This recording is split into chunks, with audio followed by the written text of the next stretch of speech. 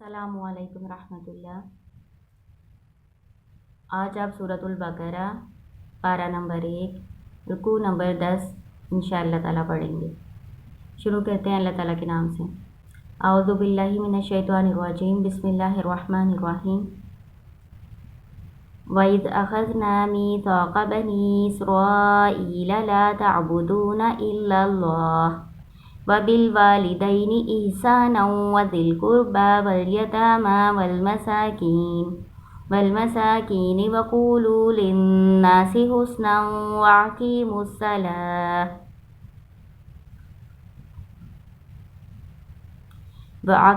الصَّلَاةَ وَآتُوا الزَّكَاةَ ثُمَّ تَوَلَّيْتُمْ إِلَّا قَلِيلًا مِّنكُمْ وَأَنتُم مُّعْرِضُونَ وَإِذْ أَخَذْنَا مِيثَاقَكُمْ لَا تَسْفِكُونَ دِمَاءَكُمْ وَلَا تُخْرِجُونَ أَنفُسَكُم مِّن دِيَارِكُمْ ثُمَّ أَقْرَرْتُمْ وَأَنتُمْ تَشْهَدُونَ ثُمَّ أَنتُمْ هَؤُلَاءِ تَقْتُلُونَ أَنفُسَكُمْ وَتُخْرِجُونَ فَرِيقًا مِّنكُم مِّن دِيَارِهِمْ تَظَاهَرُونَ عَلَيْهِم بِالْإِثْمِ وَالْعُدْوَانِ وَإِن يَأْتُوكُمْ أُسَارَىٰ تُفَادُوهُمْ وَهُوَ مُحَرَّمٌ عَلَيْكُمْ إِخْرَاجُهُمْ أَفَتُؤْمِنُونَ بِبَعْضِ الْكِتَابِ وَتَكْفُرُونَ بِبَعْضٍ فَمَا جَزَاءُ مَن يَفْعَلُ ذَلِكَ مِنكُمْ إِلَّا خِزْيٌ فِي الْحَيَاةِ الدُّنْيَا وَيَوْمَ الْقِيَامَةِ يُرَدُّونَ إِلَىٰ أَشَدِّ الْعَذَابِ وَمَا اللَّهُ بِغَافِلٍ عَمَّا تَعْمَلُونَ أُولَٰئِكَ الَّذِينَ اشْتَرَوُا الْحَيَاةَ الدُّنْيَا بِالْآخِرَةِ فَلَا يُخَفَّفُ عَنْهُمُ الْعَذَابُ وَلَا هُمْ يُنصَرُونَ۔ اسی رکوع کا ترجمہ اور مختصر تفسیر پڑھ لیتے ہیں۔ فا اور اذ جب، اس کا لفظ جو ہے یہ ماضی پر آتا ہے اور اذا مضارع کے ساتھ آتا ہے۔ یہ میں نے آپ کو سورۃ نصر میں بتایا تھا کہ اذا ماضی کے ساتھ آئے تو مضارع کے معنی دیتا ہے۔ وا اور اذ جب، اخذنا ہم نے لیا، میثاق پختہ وعدہ، عہد، میثاق اور وعدہ ایک ہی چیز ہے۔ میثاق پختہ وعدے کو کہتے ہیں۔ بنی اسرائیل، بنی اسرائیل سے، اس کی تفسیر میں آپ کو بتا چکی ہوں۔ بنی اسرائیل کسے کہتے ہیں؟ یعقوب علیہ السلام کی اولاد کو کہتے ہیں۔ یعقوب علیہ السلام کا یہ لقب تھا اسرائیل، تو ان کی اولاد آگے سے بنی اسرائیل کہلائی۔ یہود و نصارہ اس سے مراد ہے۔ لا تعبدون، نہ تم عبادت کرو، تا ہوگا تو حاضر کا صیغہ، اس کا ترجمہ کریں گے تم، نہ تم عبادت کرو الا اللہ، سوائے اللہ کے، یعنی اللہ کے سوا کسی کی عبادت نہ کرو۔ ہر آنے والے نبی نے، رسول نے توحید کا ہی درس دیا ہے۔ وَبِالْوَالِدَيْنِ إِحْسَانًا، اور والدین کے ساتھ احسان کرو۔ وَذِي الْقُرْبَى، اور قرابت والوں سے، قرابت والے رشتہ دار۔ وَالْيَتَامَى، اور یتیموں سے۔ وَالْمَسَاكِينِ، اور مسکینوں سے۔ وَقُولُوا، اور کہو، لِلنَّاسِ لوگوں سے، حسنا اچھی بات۔ وَقُولُوا، اور کہو، لِلنَّاسِ لوگوں سے، حسنا اچھی بات۔ حسنا وَأَقِیمُوا، اور اقیموا قائم کرو، صلاۃ نماز، اور آتوا الزکاۃ ادا کرو زکوٰۃ۔ ثم پھر، تولیتم پھر گئے تم کا مطلب بھی تم آپ ہوتا ہے، الا مگر یا سوائے، قلیلاً تھوڑے، منکم تم میں سے، من سے کم تم میں سے، و اور تم معرضون اعراض کرنے والے ہو، منہ موڑنے والے ہی ہو۔ اس کی مختصر تفسیر دیکھ لیں۔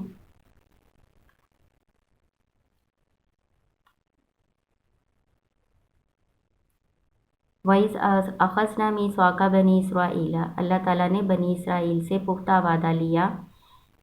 کیا؟ نمبر 1، اللہ کے سوا وہ کسی کی عبادت نہیں کریں گے، اللہ کی عبادت میں کسی کو شریک نہیں ٹھہرائیں گے، خالص توحید پر ایمان رکھیں گے، اور والدین کے ساتھ احسان کریں گے۔ احسان کے مفہوم کو سمجھ لیں، پھر سارا آپ کے لیے سمجھنا آسان ہو جائے گا۔ اور احسان قرآن میں بار بار آیا ہوا ہے لفظ، تو اس کو اچھی طرح سے سمجھ لیں۔ احسان کا اصل لفظ ہے حاسنون، حسن، یعنی اچھے طریقے سے کسی بھی کام کو انجام دینا، خوبصورتی کے ساتھ کرنا۔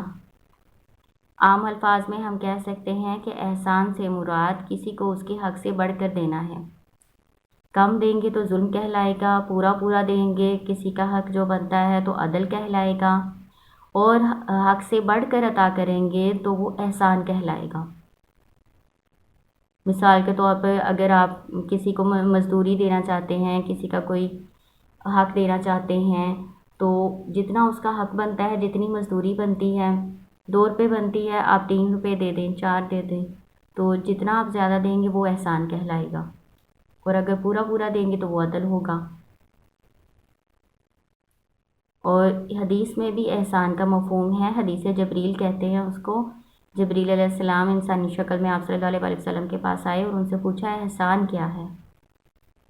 تو آپ صلی اللہ علیہ وسلم نے بتایا احسان یہ ہے کہ تو اللہ کی عبادت ایسے کرے گویا تو اسے دیکھ رہا ہے۔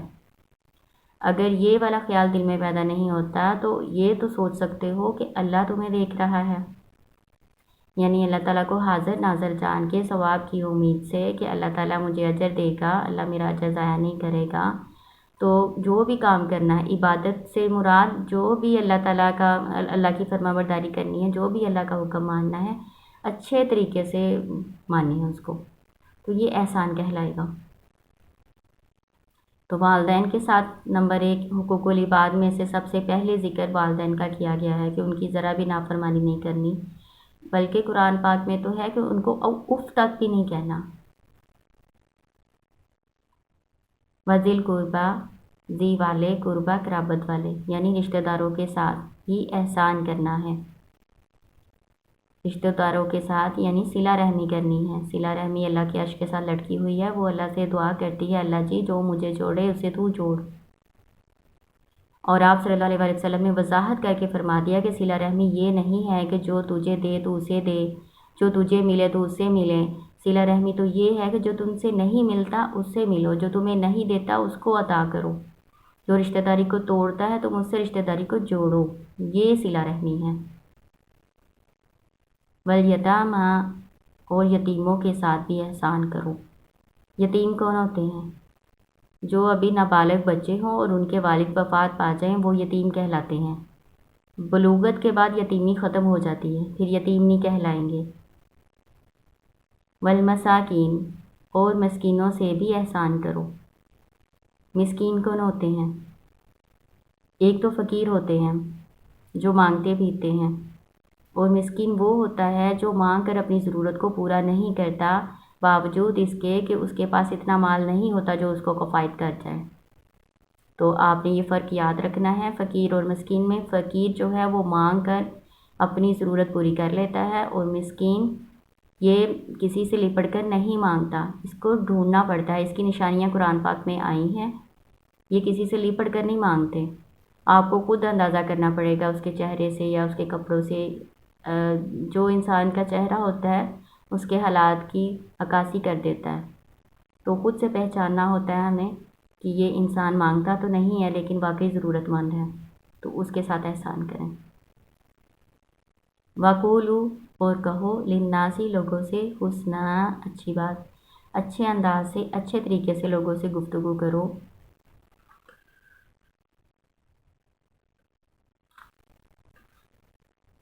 وَأَقِیمُوا الصَّلَاةَ، اور نماز قائم کرو۔ ایک بات غور کریں، قرآن پاک میں نماز پڑھنے کا ذکر کہیں بھی نہیں آیا، نماز کو قائم کرنے کا ذکر آیا ہے۔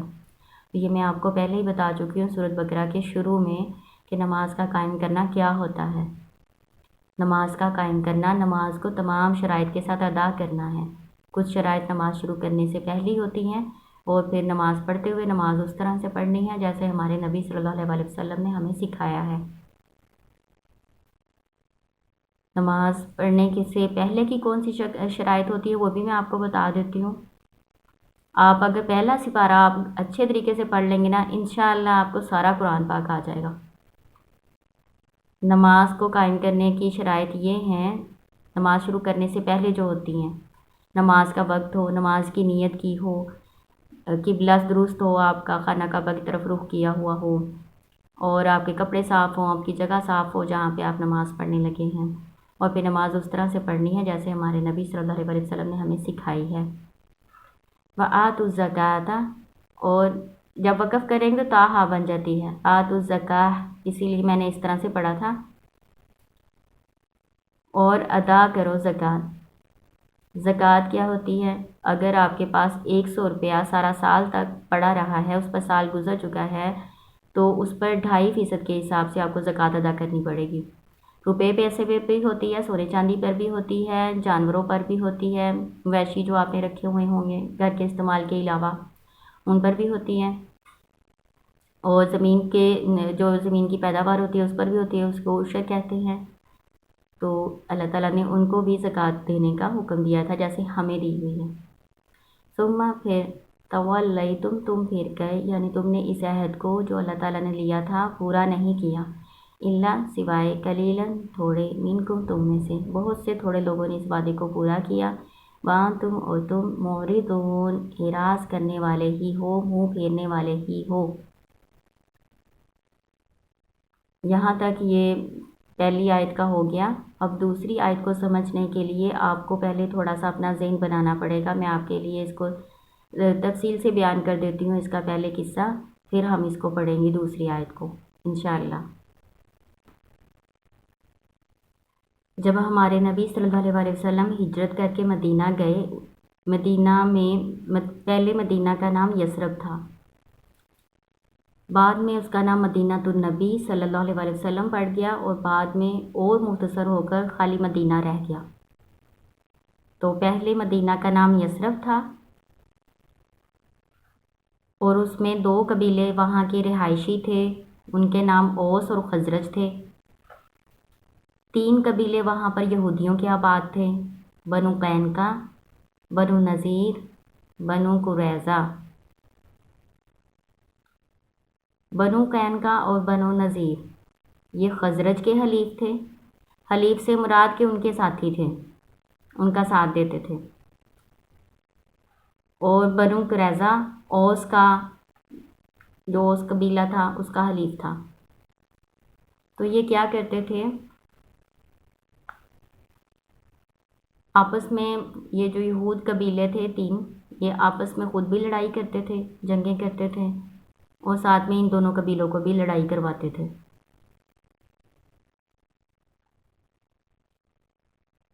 جیسے میں نے آپ کو بتایا کہ 2 قبیلے جو ہیں، یہ پہلے 2 قبیلے خزرج کے ساتھ ہو جاتے تھے، اور یہ بنو قریظہ اوس کے ساتھ ہو جاتا تھا، اور پھر ایک دوسرے سے لڑائی کرتے تھے، جنگ کرتے تھے، ان کو بھی آپس میں لڑاتے تھے، خود بھی لڑتے تھے۔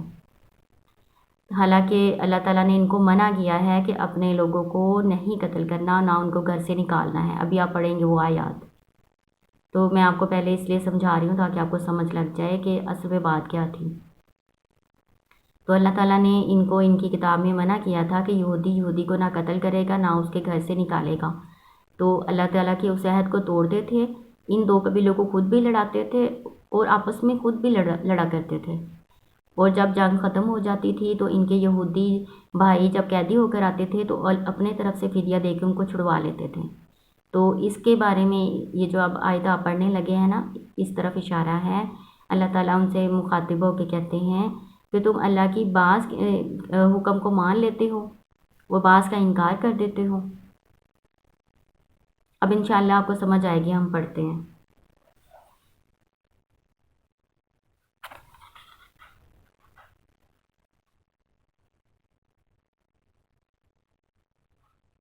اور اس جب اخذنا ہم نے لیا میثاقکم تم سے پختہ وعدہ، لا تسفکونا نہ تم بہاؤگے دماءکم خون اپنے، یعنی اپنے لوگوں کے، اپنے یہودی بھائیوں کے خون نہیں بہاؤ گے، ان کو قتل نہیں کرو گے۔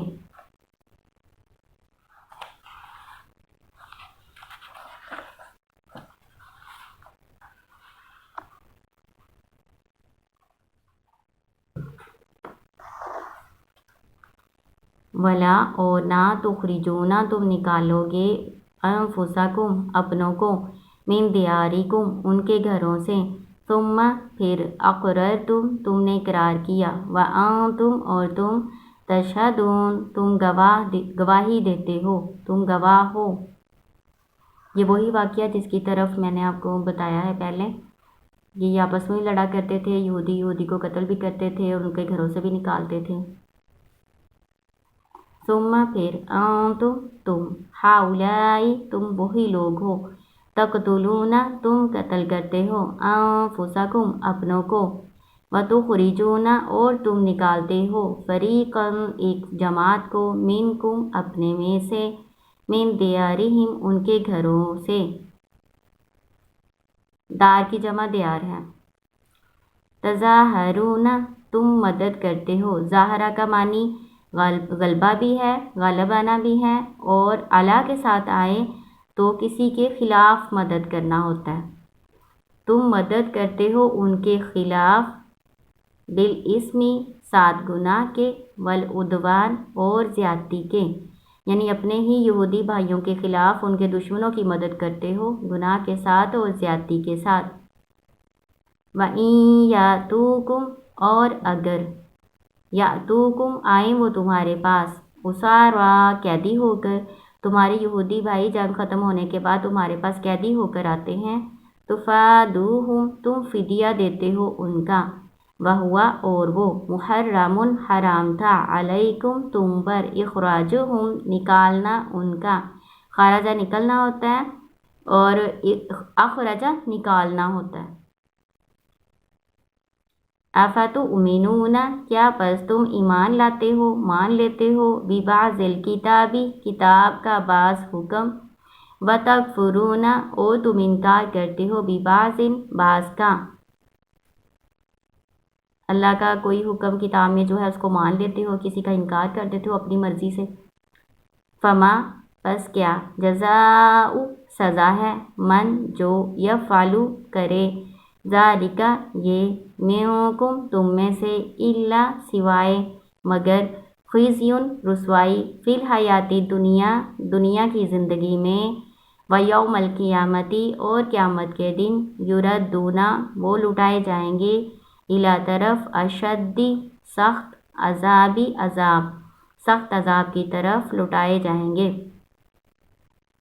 وما اللہ اور نہیں ہے اللہ تعالیٰ بغافل غافل بے خبر، عما اس سے جو تعملون تم عمل کرتے ہو۔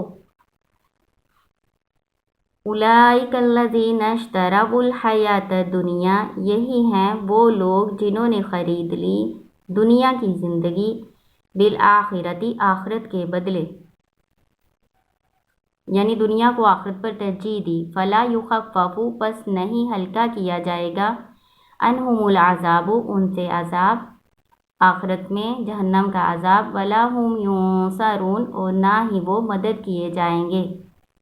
آپ نے انشاءاللہ کل کو انشاءاللہ آپ 11واں رکوع پڑھیں گے، 10واں رکوع آپ پڑھ چکے ہیں۔ اللہ تعالیٰ آپ کو کامیاب کرے۔ السلام علیکم ورحمۃ اللہ۔